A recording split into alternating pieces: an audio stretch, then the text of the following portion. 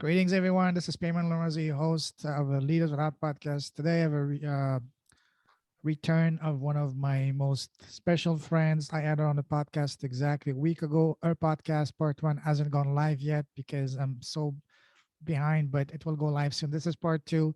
My wonderful, beautiful, enlightened, fantastic, phenomenal friend, Patricia Diorio. Absolutely phenomenal. She's one of the most incredible, wonderful persons I've been blessed to talk over the past year and over almost 140 guests. She's one of the most incredible because she has such a breadth of wisdom and experiences and all that. We had a wonderful conversation for part one last week, and today we're gonna resume part two. This is gonna be a great one. I'm super excited. We just spoke for the past 2 hours before going live because me and Patricia, when we come together, we can go on marathons and all that because we have so much in common, so much to share.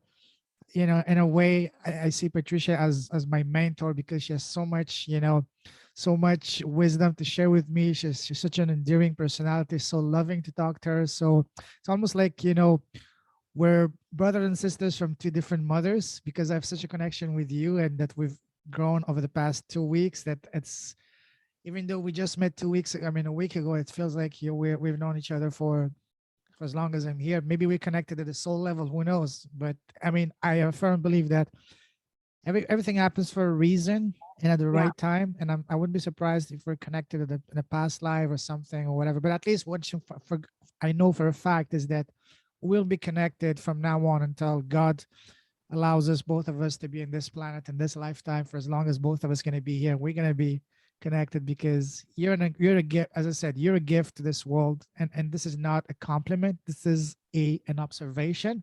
It doesn't come from me, it comes from here. So and I can't wait for you to share your wonderful blessings, lessons, wisdom with the world. So once again, Patricia, it's an honor to have you back on the show, my friend. thank you very much, Payman. You are very generous in what you share about me. I appreciate it. Thank you. Pleasure's all mine. I So have I to live honestly up don't know. I Sorry. said I have to live up to all of that now.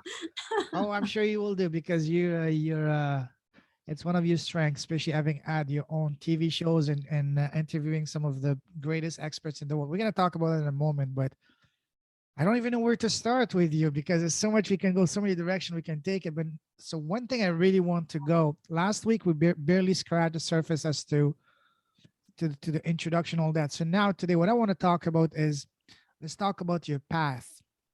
So let's go back to when you were a young girl growing up. When we're young kids, people around us ask us, uh, friends, family, teachers, relatives ask us, Patricia, what do you want to become when you grow up? What was your answer as a young girl? A teacher.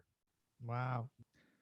Yeah, I mean, and I think that I could say that perhaps my mom influenced me because she Hmm. wanted to be a teacher, and we definitely are a product of our upbringing as far as programs in the subconscious about, who we think we are and what we think we should be doing. So there's that. And I think when I came in this lifetime, one word would really cover it: service. I would came in this lifetime to serve. Mhm. And as I grew, it evolved into being a teacher. First, I was a language teacher in elementary school, Spanish, and I had an opportunity to work with little kids, fourth, fifth, and sixth graders in the target language, and it was wonderful. It was a very, very progressive program in Connecticut that I was involved with as a Spanish teacher. And then that evolved, my teaching evolved into social work with my master's in counseling psych. And I thought I was going to be a counselor, but I ended up actually being a social work administrator, administering to programs. Big Brothers Big Sisters was the main program, and that evolved as a result of my thesis work from my master's. And that was a mentoring program that then became the first program in Connecticut, the first Big Brothers Big Sisters program in Connecticut. Right. And then then I moved to California and I took over the agency, Big Brothers Big Sisters of Ventura County. And then I had a career for a short period of time, 4 years at the end of my public career, I would say, or not my public career, but my nonprofit work. And that was director of Catholic Charities for the County of Santa Barbara. Wow. And that was a story in and of itself because I was a recovering Catholic. And my view of religion now is very different. Sure. No, I left the church at 25 to pursue my own spiritual work and to pursue my own answers. And I went in many different directions.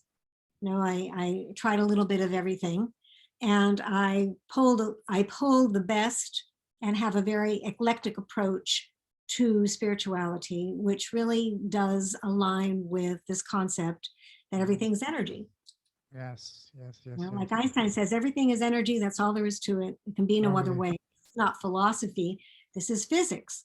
So when you can bring in the left brain logical practical understanding that everything is energy and we're all energy beings in physical form, then it's easier for us to then align with that evolved aspect of who we are. All right. Absolutely. Because we have awareness, we can make choice. We can make choices. We can create our reality very consciously. So I think this idea of understanding energy and that we're all connected in the web of life, that there is no separation. My kitty here is saying hello. We have some visit. Hello. I think that's really, I think the most important thing that we can align to is that we are spiritual beings having this human experience and creating our reality all the time. And the more we can come into alignment with that, the more we can live life on the nexus of that equilateral cross that I talked about last week, where you're right at that nexus, which is the now moment. At what point, sorry to interrupt you, at what point in life did you come with that realization that we're spiritual beings having a temporary physical experience? Was that a specific event? Was that gradually over the course of the years? So tell us about how you became spiritually awakened. To that concept. Yes. I think I came in spiritually awakened. I had always had a very close relationship with God, and it was plugged into Catholicism, which had a great impact on me. I think I talked about last week the molestation that occurred. Yes, you did. Let's go back to that, how I first heard that statement. I don't know if I shared this with you last week, but it was in a ballroom in Boston hotel where I went to hear Deepak Chopra speak. And he was talking about who we are.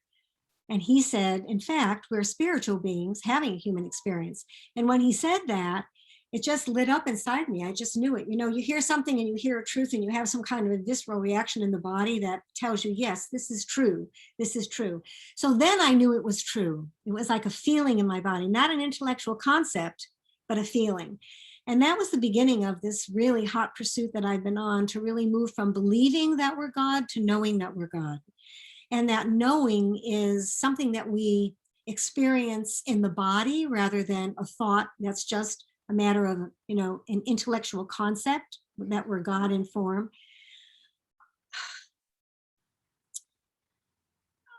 I wish I could tell you the exact moment that I shifted into knowing this to be true. Well, actually, I can tell you one experience. I was director of Big Brothers Big Sisters in Ventura, California. I moved here from Connecticut, and they had a metaphysical bookstore that I was very interested in. And I would go there and I read a lot. I was really a seeker, and I still am a seeker. Anyway, I was leaving and I said to Gertie, the owner, I said, Gertie, I'm going on a business trip. I said, can you give me a book that will really keep me riveted? And she said, absolutely, check this out. So she gave me a book, and it was a channeled text similar to the word work that we talked about last week. It was a channeled text, and that was the first place that I read, in fact, you are all God. That's the first place I saw that. In fact, you are all God. And I remember reading it. I was on an airplane. I was flying to the East Coast, and tears poured from my eyes. Wow. Just the thought of that. I had such a reaction to it, and I knew it to be true.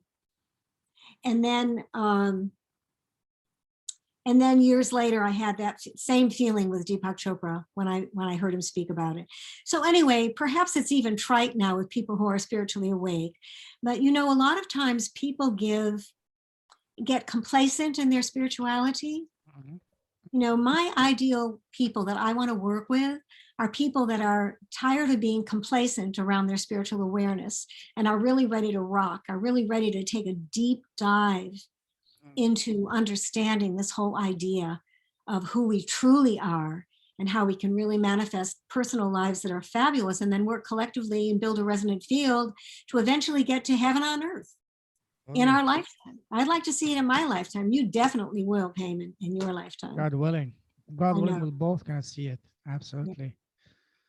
Well, we are God and we are willing, right? Absolutely. You Amen. know, when I say that, I'm not saying that in an arrogant way, like Sure. I'm God. We're all an aspect of the divine. You can't separate a sunbeam from the sun.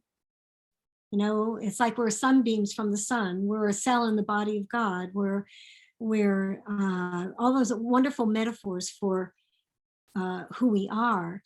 But the important thing is to understand that we are unlimited in our potential. We are amazing in our ability to be creative and to be exquisite manifestors that are manifesting our greatest dreams. We were talking earlier about your dream, you know, to see the country of Afghanistan rebuilt and all the wonderful altruistic aspirations that you have. Peace. Finally have peace. Yeah. Peace, you know, to see that happening. I think the greatest thing we can do as a humanity is work energetically with our imagination. Imagination allows us to be there before we get there. That's so important. Einstein said imagination is greater than knowledge. Knowledge is around the brain, you know, not the brain, but knowledge is associated more with the intellect, you know, than let's say our intuition. The So divine. Yes. imagination is imagining ourselves there and intuiting ourselves there, and in time, it will actually manifest in time. It will happen. So that's what I'm up to. I'm up to helping people align with their divine selves. Align with the Divine is this program that I've just started now, working one-on-one with people. It's a one-to-one mentoring program where I bring in all of my skills and talents to really help them deepen their awareness to move from believing to knowing. I want to ask you, Payman, because you Sure. and I are so aligned. Do you think it's arrogant? Do you think it's not, I'm not going to say that. I'm going to say it this way. Do you think it's possible for us to really move to this place of knowing instead of just believing that we're God? As long as we're open-minded and we allow new information, new knowledge to be presented to us, and put aside all of the, societal and religion and cultural aspects that have been drilled into our heads since we were born.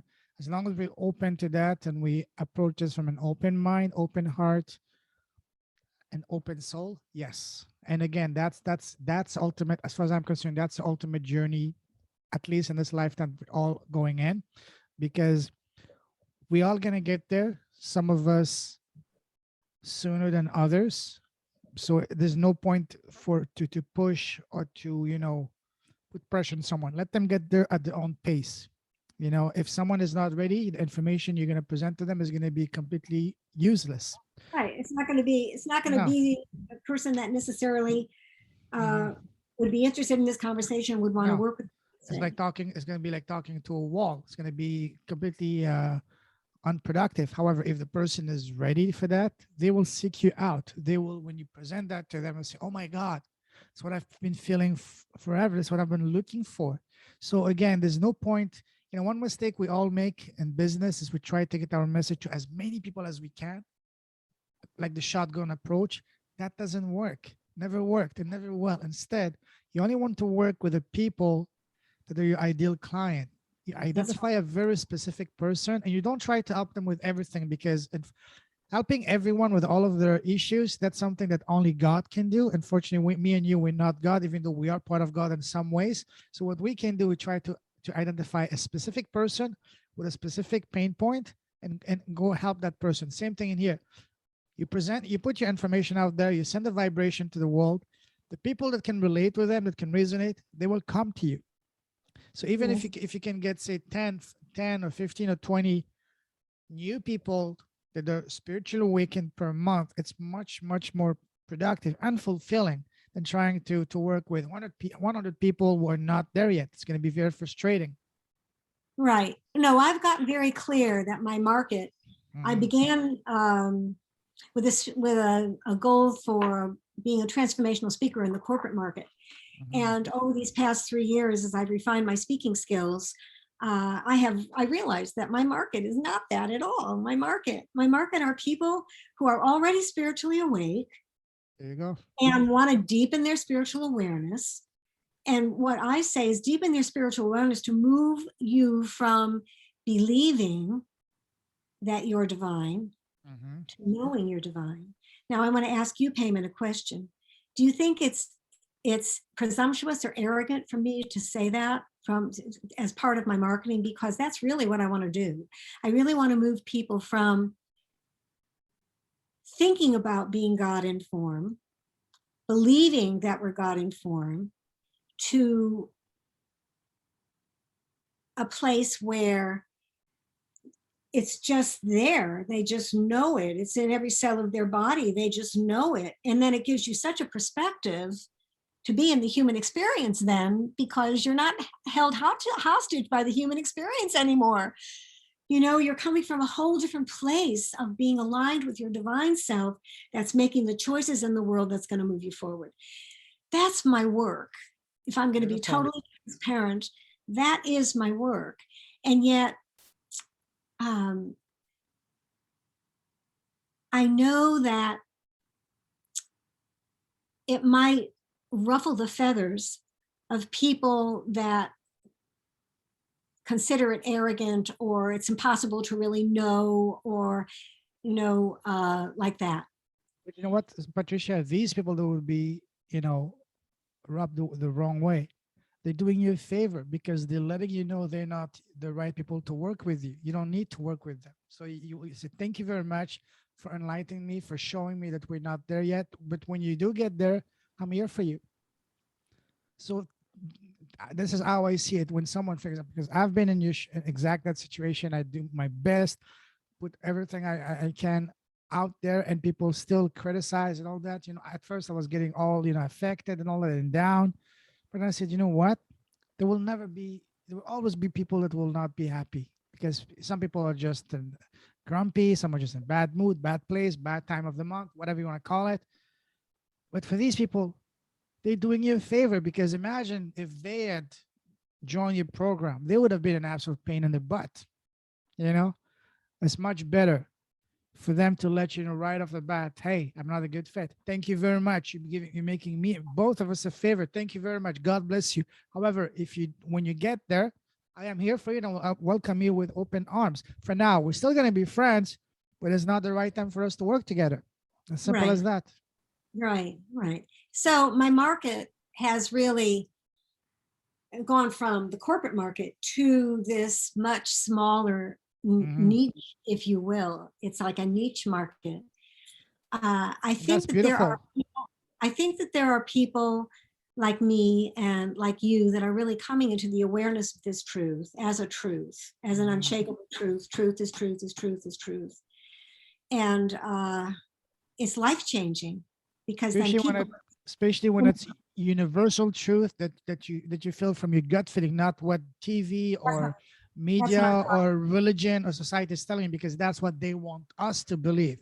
and and exact. and 99% of the case, it goes against our divine, our eternal being, because they want us to suppress that as much as possible, so they can control us.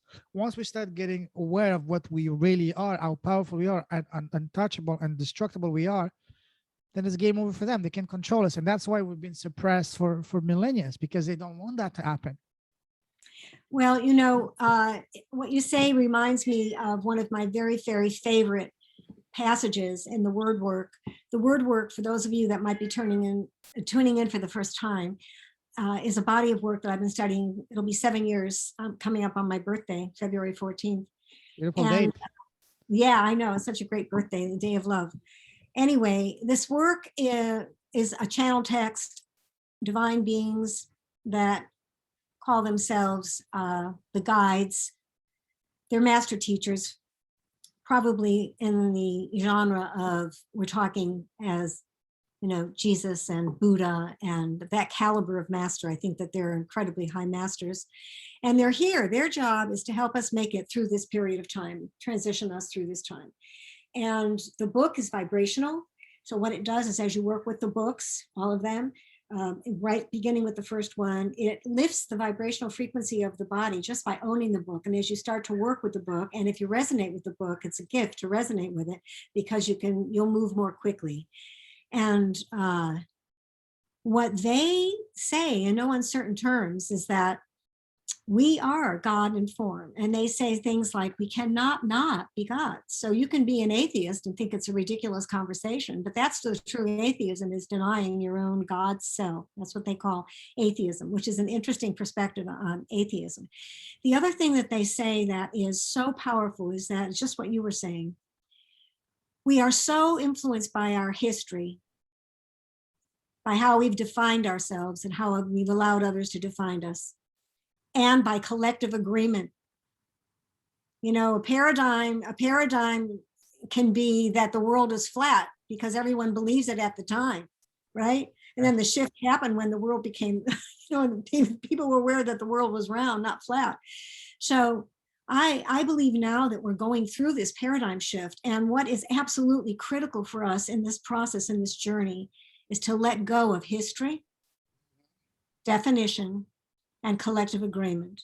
Create our own history. May I share a decree from the word work? Please.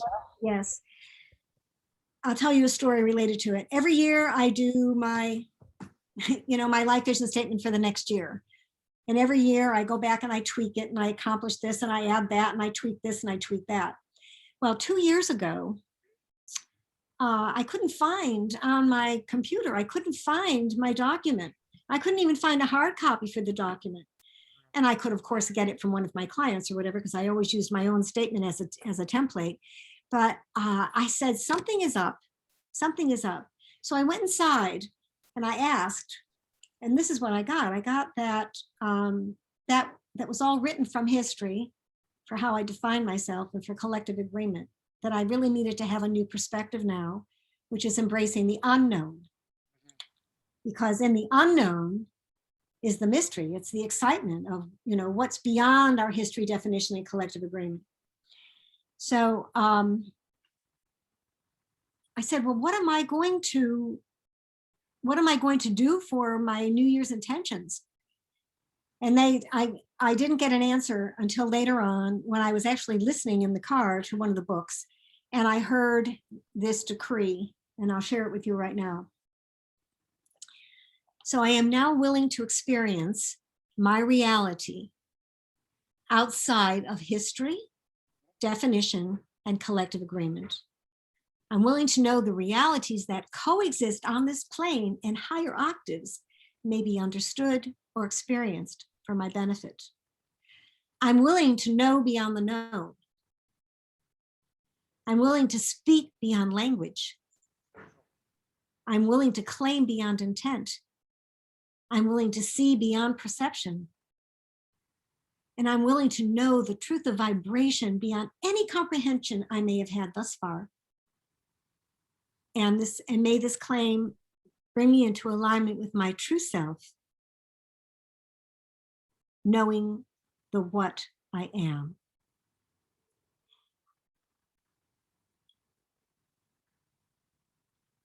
That to me was their message, saying, this is what you say, instead of going through your all of your intentions and your affirmations for the year.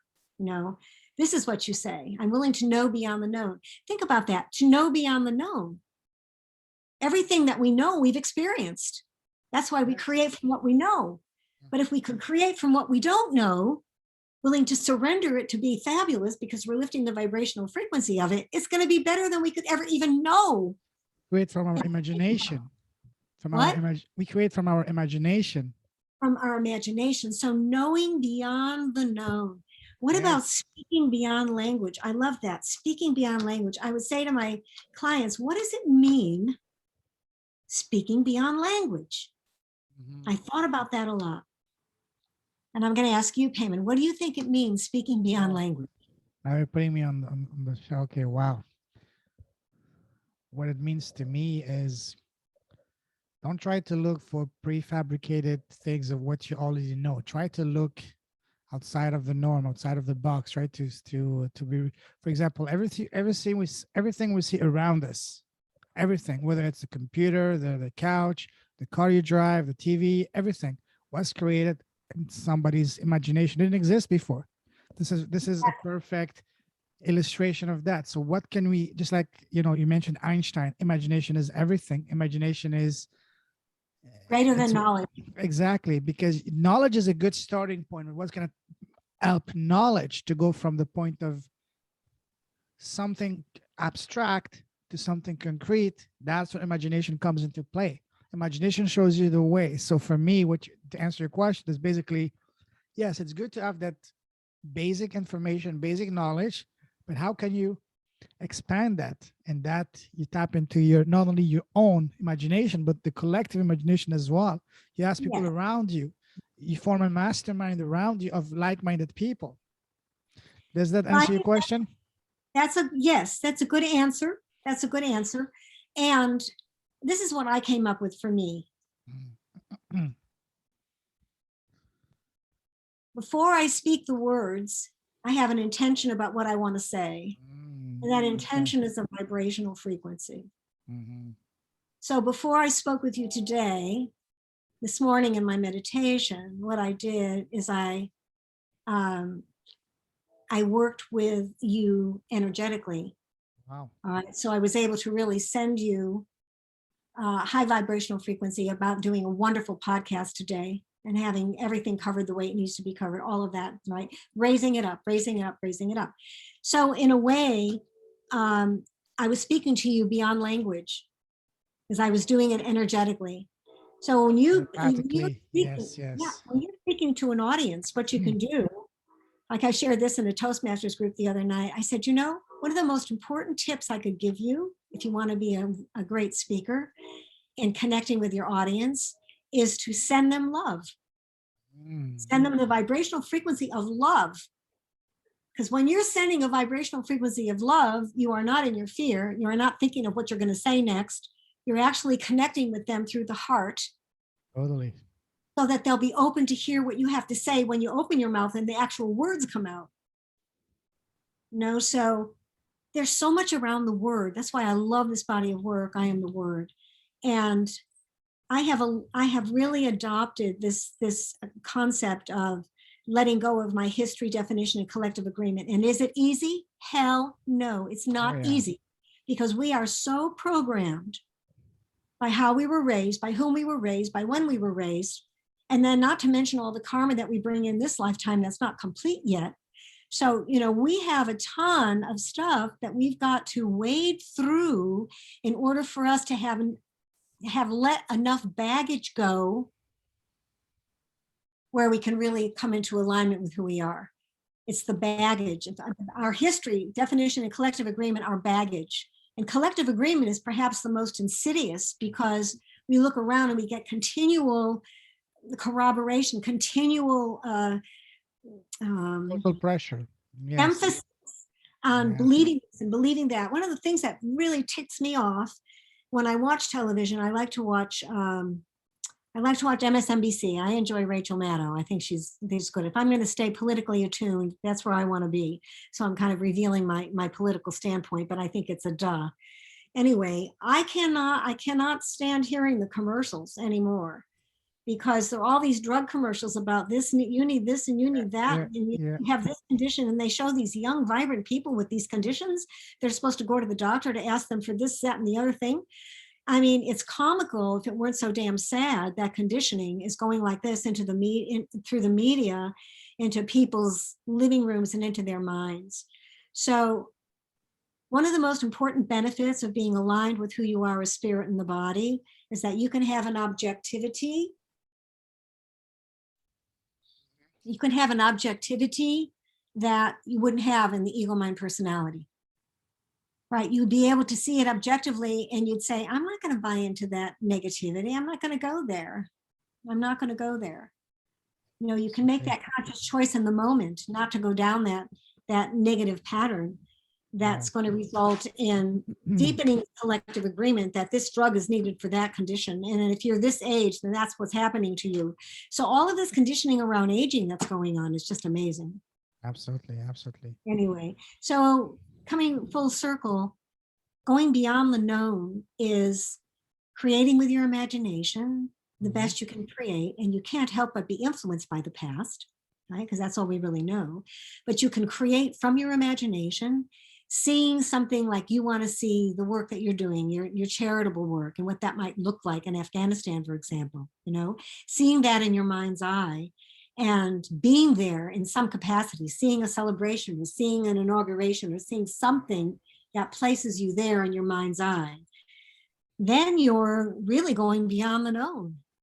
Totally beyond the known. Love that. I'm gonna implement that myself, especially the vibration, trying to imagine in my mind, you know, a scene of celebration and all that. No, that's powerful. Thank you for sharing that.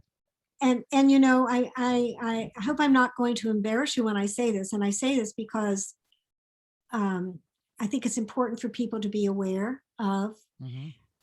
There were a few times that you yawned as I was sharing with you. And I know that it's not because you're bored. No, absolutely not. It's just tired. Yes, no, I think it's because if you are hearing new information or new information that might butt up against what you know or what you think you know, all right, then it requires more oxygen to the brain in order for the brain to take in that concept. Let's say, for example, I don't know if that's true, but and you may seriously be tired, and I understand that, having been there myself. But I think it was, I don't know, did you think what I had to say was pushing the envelope a little with you? No, absolutely not. Nothing to do with what you have to say. What you're saying is fascinating. I love listening to new, fresh ideas, because this is one of the reasons I first started this podcast is still learning, seeing, seeing new perspectives, new information from people that were a few steps ahead of me. That's what I want. One of the reasons I initially started this podcast, you know, nothing to do with that. Just that maybe I was a bit tired, and that's all. Nothing to do Okay. with you. All right. No, I the totally, information, and also because I'm very open minded, you know. So nothing, and I told you, I shared with you that nothing really phases me, you know. So I've seen it all, done it all, been in every situation pretty much. So it's not that it's no, I don't want to hear that. No, I'm not that kind of person. It's just that, yes, some information was new, which I appreciate, you know, especially when you said thinking beyond the word, like sending vibrations and all that, the prayers and all that. I had heard about it, but the way you phrase it was very, you know, refreshing, very, very new. So I like that. good. All right. Good. Okay, good. Yeah. So now you're a natural, especially when it comes to, and a lot of time during this conversation, I felt that you were the host and I were the interviewee, because you just came back to, it brought you back to your natural habitat of being the host. And this is where I want to take this conversation next.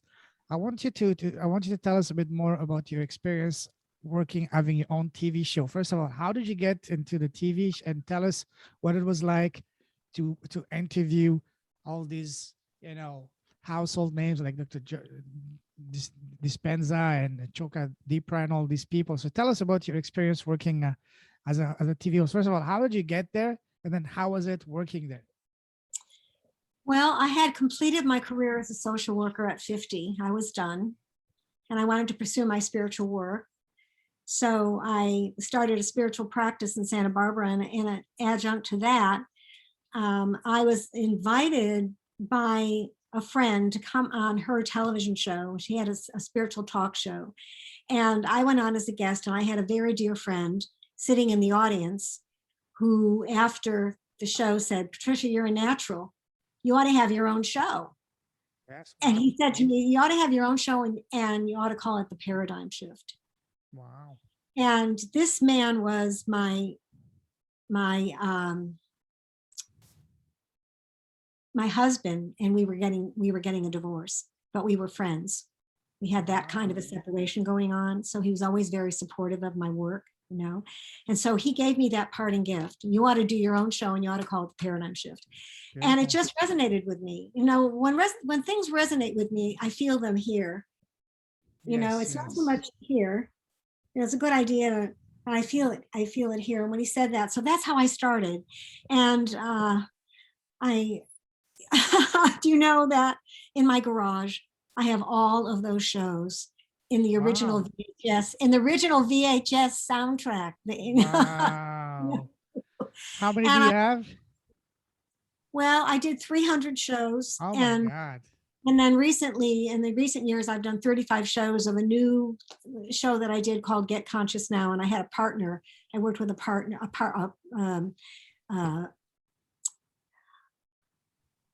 co-host is what I want to say. He was a co-host, a lovely fellow, Stu Zimmerman. We did great shows together with Get Conscious Now.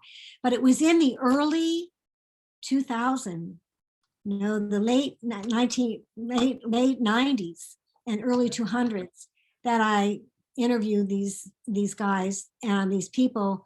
And how I was able to do that was miraculous. First of all, I wanted to tell you that because I read the tarot, I did a few shows where I would do a reading for people. They would call in, the phones would be ringing off the hook. You know, if I had continued to do that, I'm sure it would have grown. And there's so many readers online now that are just, you know, with huge practices, making a great deal of money doing this work.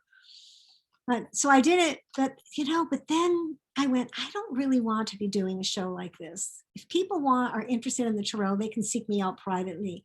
I want to do a show on science and spirituality. I want to show how science is the foundation of spirituality.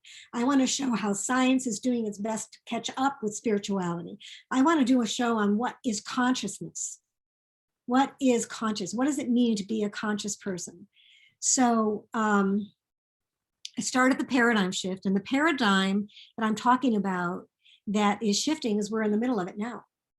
And it was COVID and the political climate globally that has ushered in this paradigm shift, which is moving from thinking that we're human beings having an occasional spiritual experience, whether it's through religion or this, that, and the other thing, to, hey, we are energy beings having physical form, and we can do whatever we want to do. And if we don't know that we can do whatever we want to do, it doesn't mean that we're not doing what we're thinking about.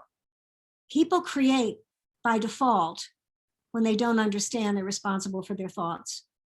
We're responsible for every single thing that happens to us, the good, the bad, and the ugly. And people will say, wow, what do you mean, Patricia? You mean I'm responsible for when I was raped at 6? That's where it gets a little bit tricky, and you've got to be very careful who you're talking with, because you don't want people to just, throw the baby out with the bathwater. But essentially, I feel that if the soul comes in to learn lessons, then whatever occurs to us in our lives are the lessons that we needed to learn. I was molested at age 6, and it was incredibly traumatic. I was embedded in Catholicism, and I made it mean all these awful things about myself. And it's taken me 77 years to unhook and drop the baggage of thinking that I'm not good enough, that I was unworthy, that I was a bad girl. All of that programming that went into Patricia Diorio has been my lessons in life, has been what I've had to overcome, what I've had to really, and how did I do that? I did it by seeking the spiritual path, definitely, seeking to know who I am. And now, especially with this body of work around I am the word, coming to this place of knowing who I am. And I know that I am a divine being having a human experience as Patricia Diorio, which is the mask I wear. So that's how I got into doing my shows. And I interviewed when Bruce Lipton and Greg Braden, especially those two, were getting their work out there, I was in the ilk of interested spiritual seekers that loved what they had to say because they were all, had very left brain scientific backgrounds, with Bruce Lipton being a cellular biologist Oh, yeah. and Greg being a geologist and a computer scientist and a mystic in his own right, definitely. So they were just starting out. And I have a demo reel for my speaking. In my demo reel, I have our shows done in 2003 and 2005 of the clips of the two of them. I look like a little girl in those. And they're saying the same thing now as they said then. Yes, We're creators of our reality, our biology of belief. What we believe, we create. When we believe that we're bad or unworthy, then that's what we're informing ourselves, and our cells will show up that way. Our cells are informed by our thoughts, perceptions, and beliefs about our health. All the medical anomalies that happen with people that are given these death sentences, in 6 months you're going to be, you're leaving, so get your things in order. I mean, there are many people that have said, no way, I'm not leaving in 6 months. And they change their whole mindset, which reinforms the cells. And when the cells are reinformed, the body heals itself. We are barely, Payman, scratching the scratch of our ability around our physical body. I think we have the power to recreate our physical body, reinvent. We were talking about a med bed. Yes, A med yes, bed yes. is you lie on this bed and it completely brings everything into Rejuvenates you. Yes, yes, rejuvenates yes. everything. Well, Yeah. I think that our bodies have the power to do it in and of themselves. And I think it all Yes. begins with our intention, our intention. I've had a So, few of those on my podcast, a few of those ladies and gentlemen on my podcast that completely cured their own cancers or other very serious conditions just through their mind, meditation, and all that. And if you want, I can connect you with some of them. Absolutely phenomenal people, wonderful stories. So no, I've seen that. I've seen that. Absolutely. I'm a firm believer in that. Yes. well, they were my favorite guests, and people that really were into the whole conversation, but from their perspective, from their particular expertise. So, and then I really felt, Oprah moved to Santa Barbara. I'll tell you a story. This is a true story. There was a psychic that came to town. She was a friend of a friend, and she wanted to come on my show. And I just wasn't doing psychics and readers. I just didn't want to do that. I wasn't doing it. I was on a roll, having doctors and all different kinds of scientists and quantum physicists and healers and all, but I just didn't want to get into that. So I never had her on the show, but she insisted on reading for me. So I met her at a motel up in Upper State Street in Santa Barbara. And at the time I had been doing my television show for 3 years. I think it was 1997. No, 1996, 2 years. I was doing my show for 2 years. And one of the questions I asked is, what about the future of my show? And I get this feeling about my show. Where is it going to go? And she said, it's going to take a while, she said. Okay. But there's going to come a time when a very popular talk show host, a Black woman, is going to step down, and she's going to move in a different direction in her work, but she's going to open the door for you. Wow. So, I wasn't an Oprah fan in those days, and she couldn't remember who it was because Oprah still was, fairly new, although she had been there, I'm sure, for several years. Anyway, she moved to Santa Barbara in year 2000. Wow. And this psychic said that this person would move to Santa Barbara in 2000. So I just went, okay, Oprah. And then I had dreams about her. I said, oh my God, this is going to happen. This is going to happen. So I sent her a clip of, a kind of a Real? sizzle reel, yeah, Mhm. of my shows. And I recorded a share with a video. I did a video of me speaking to her from my heart. And she was just stepping down then from her years of doing the talk show. And she was moving into her own Oprah Winfrey Network own. And it was way before she started Super Soul Sunday. It was way before that. And what I did when I recorded my message to her, I said, I would like to work with you. I would like to bring spirituality out more into the world. And if you were to focus on spirituality yourself and start getting, start really building that, that would be the way to go because people really need it. Anyway, I never heard from her. And I did it 2 years in a row. The Super Soul Sunday happened, early on in OWN. And I'm not saying that I influenced her. I think she was a very spiritually awake woman before, she ever got any note from me. I think that's really the direction she's gone in, and she's still going there. I mean, she's interviewed all the greats. I think I'm going to be working someday with her. I don't think it's happened yet. True. I don't think Oprah's happened yet. No, I think I'm barely scratching the surface of my meeting. Yes. Going Totally. into. Did I tell you the story about when I had Joe Dispenza on the show and he did a weekend? No, Where- please go ahead. Tell us.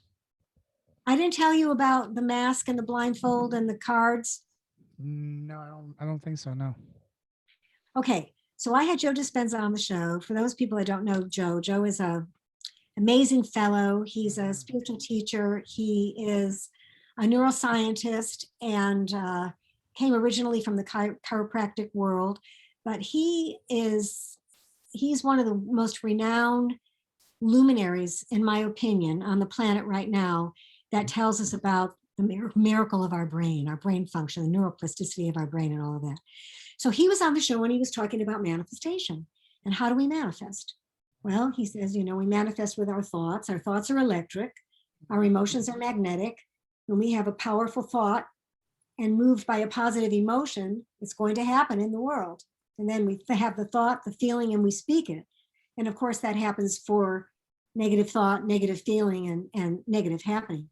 Yes. So he was talking about all the different ways that we can, all the different techniques we can apply to manifestation. So that was on Friday and Saturday. On Sunday morning, we came into the ballroom and all the chairs were gone. There wasn't one chair in the room. It was empty. And he had us all sit on the floor. And then he handed out a box of crayons, 2 5x7 index cards, and a blindfold. I didn't tell you this last week? Now, I think you did. I think now it's coming back. Yes, now it's coming back. Yeah. All right. So we drew our visions, our dreams. I drew a television set representing my show going global. And I drew 2 candles representing bringing in my life partner. Those were my 2 highest visions. Everybody did their highest visions and they collected then the 200 cards and they pasted them, they taped them face down against the chair rail of the room. Yes. All right. And then they had to put our blindfolds on. And they said, all right, now go find your cards. And the rules were you would walk up to a wall, you would lift up your blindfold, lift up a card. If it was your card, hooray. If it wasn't your card, you put down the card and then you go to another wall. You couldn't just flip right down all the cards. Okay. So I started focusing on both of them. And then I tripped on something. And I thought, God, this is never going to happen. I'm never going to find this. Is impossible. This isn't going to happen. And I noticed my ego mind saying, no way. But then Joe had all his assistants running in and out, 100 people saying, focus, Patricia, focus on your card, focus on your card. Wow. So I chose to focus on the candle flames. And I walked up to a wall. This is about 40 minutes into this hour exercise. And I lifted up my blindfold and I lifted up the card. And guess what? It was the television set. Wow. It was TV. Card. Yeah, wow. It was the TV card when I was looking for the other card, but I had focused on both of them originally. And then they said, okay, go and find your other card now. Find your other card. The next wall I went to, I lifted my blindfold, I picked up one card and it was the candle flames. Wow. So within within 5 minutes of each other, I found both cards 40 minutes into a reading. And there were 5 of us out of 100 people that found both cards. Wow. Here's the miraculous statistic. 50% of the people in the room found one card. Wow. Look at that. So that is an actual experience that I had, that manifestation works. But when in life do we have focus? That's why focus is so important. When you focus on your dreams, when you focus on your work, when you focus on what messages you want to impart, then what you're doing is you're actually manifesting it. And when you have it done positive, with a positive thought and a positive feeling, you automatically lift it up to a higher vibration. And then you speak it into creation, and our words have vibration that hit the field as well as our thoughts and feelings, and boom, we manifest. That's incredible. Wow. And you know, the things that are perhaps the easiest to manifest, like something in the material world, like a new car or whatever you would want in the material world, when you work on that, it's going to happen. But the stuff that's harder to bring forth What? are people's greatest heart's desires and their visions and their dreams to achieve their greatness. Because why? They've got what the guides in the book call the boulders in their subconscious that hold them down, that create resistance. So people are continually putting their dream out there, and they're sucked back down into a rabbit hole of unworthiness, or not good enough, or never going to happen. Who the heck do you think you are that you can do that? You know, and of course, it depends on how a child is raised. Bruce Lipton tells the story in his work about how, well, his hypothetical story. He said, if you take a kid that's average in average in looks, average in intelligence, that's what I wanted to say, and you know, not necessarily what society would deem of a brilliant person, maybe even someone with a bit of a problem mentally, right? You take that person and you raise them in a loving, educated, conscious environment, which from the very beginning tells them that they're God in their own way, that they're spirit in the body, that they're in charge of their lives, and they can create who they are and who they ever dreamed they could be, that these people achieve that, you know. Yes. And then he said, and you can tell a brilliant, beautiful, physically beautiful, brilliant woman, I'll use that as an example, that is, you know, has all this wonderful talent and beauty, and yet she's raised by, let's say, a zealously religious Southern Baptist community, where she's taught about things that she can't do and can do, you know, and like no music at the wedding that you were sharing, you know, about that piece. Yes, you know, when a child is raised in those kind of intellectual confines or subconscious confines, I would say, they're there until you expunge them from being there. And how do you expunge them? The most powerful way that I've expunged many of mine, and I'm a work in progress, is by doing this word work, which has lifted my vibrational frequency such that my frequency doesn't align with these belief systems anymore, and they have no place to grab onto anymore, and they dissipate into nothingness and they go away. All right. But the key is being able to recognize when you have a boulder or when you have a block or when you have something that you could easily go right down that rabbit hole of negative thinking about it, whether it's money, relationship, career, health, easy, because we're bombarded with all of this all the time, not to mention our own experiences around health, relationship, money, and career. You know, so it takes an impeccability in aligning with your true nature. And I know that we all can do that. It's something I'm experiencing now where I can stop myself and say, nope, I am not going down that rabbit hole of scarcity or romantic relationship or whatever it would happen to be. When I can catch myself, then I can stop and make another choice in the moment, which moves me in a whole different direction. Very So this true. is Yeah. why I feel my work has such great value and can have Yes. such a powerful impact on people, because by guiding them through the word work, which is the main book that we work with in the course, right?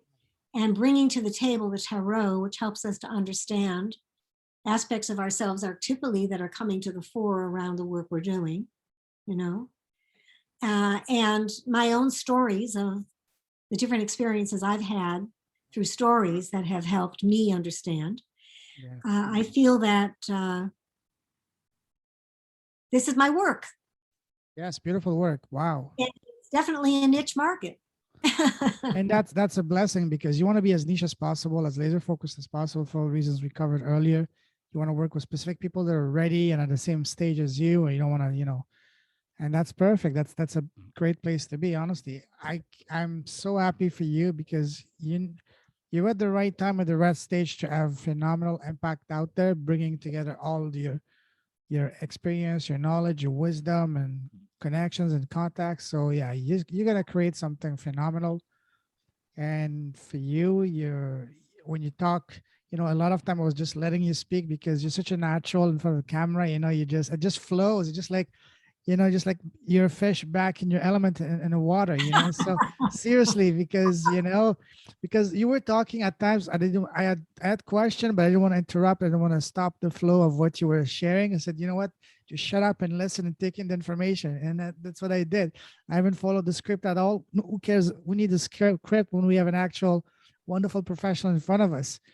So I'm blessed to be connected with you. Can't wait for you to start, your podcast and having your voice be heard and far and wide. And yeah, so let's wrap this up. So if someone wants to connect with you, Patricia, what's the best way to do so? um, the best way to do so is through email. And my email is Patricia at Patricia Diorio, my full name, Patricia at patriciadiorio.com. Okay, perfect. I'll put that in the show note. And you have a website with your name as well, patriciadiorio.com as well. Diorio.com, and that is undergoing a facelift right now. Yes, So yes. you'd be able to poke around to get a sense of what I'm up to. But primarily, I'm up to helping people come into alignment with their true self. And I work with a fabulous book called I Am the Word. 7 years into the text, now there are 9 texts. And it's definitely my through line in my life, because what's happening is that I'm going through a lot of change, and that my vibrational frequency is actually shifting, it's lifting up. And I know that we're all in the process of doing that. I'm just working with a couple of tools that are expediting that for me. One is the word work, and the other is the tarot, which I think is a fabulous tool for Yes. discovering ourselves. Yeah, I Yes. love to And work that way. yes, you mentioned a book. I just got it last week. I am the word. Unfortunately, I haven't had the time to read. I've been so busy, but I will this weekend dive into it.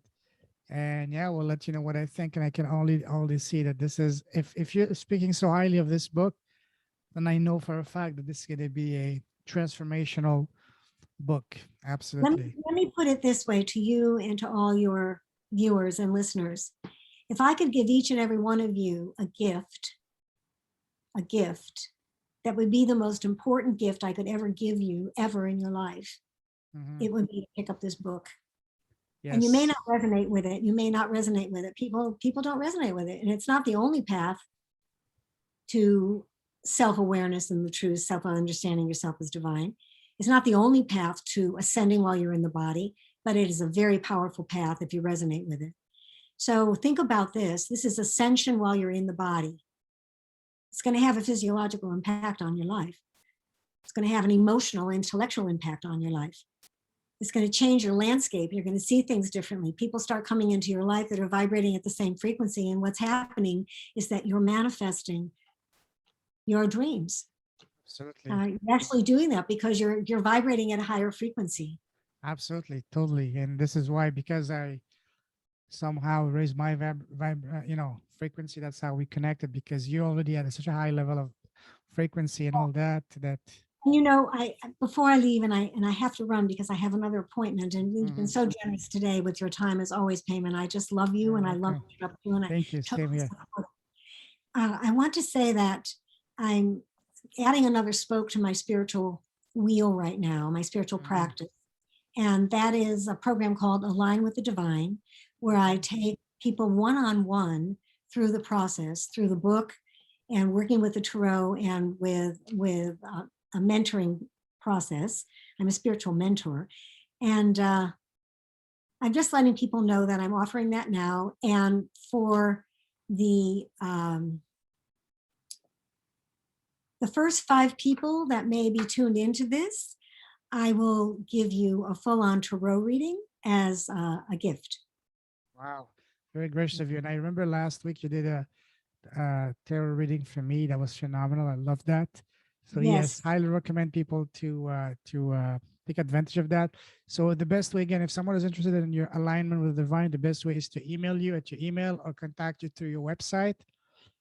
yes. And is it possible Okay. to give my phone number or not appropriate? Up to you. Up to you. You're the star of the show. You decide what you want to You provide. know, I'm thinking that texting today is just I think so I think even relevant. if you have a Facebook Messenger would be probably easier and better, and if they can connect with you first, because honestly, I would not feel comfortable giving a phone number Okay. on a.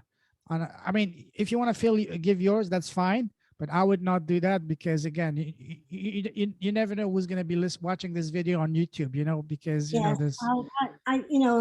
Yes, I'm going to take your wise coaching there, Mm. Payment. Thank you. Yeah. So the Listen, best I way must, would be, as I said, the best way would be if you want Facebook or even email, you can connect with the people. And if you see there is a connection and genuine, then feel free to share your contact information, your private number with them at that time, I guess. yes. And I wanted to offer this too. For the first 5 people that respond to me through Messenger, then I will give them, in addition to the reading, I will give them a free discovery session, which will look at what's going on in their lives right now that they'd like to change and how my program perhaps could benefit from in that regard. You know? That I'll put all of that in the show notes. So listen, Patricia, I salute you. You're a true leader with a heart. You're a Thank phenomenal person. You're a gift in this planet. Keep shining your light. Keep blessing the world with your presence, with your impact, with your energy, and all that. Me and you, we're gonna be in touch for years and decades to come, God willing. So stay safe, stay awesome. Have a fantabulous weekend. Have a stupendous rest of the week, and we'll definitely connect again pretty soon. So thank you, my friend. Have a wonderful day and evening ahead of you. you so much, Payment, and back at you for all of that. Very Thanks. welcome. Cheers. Bye.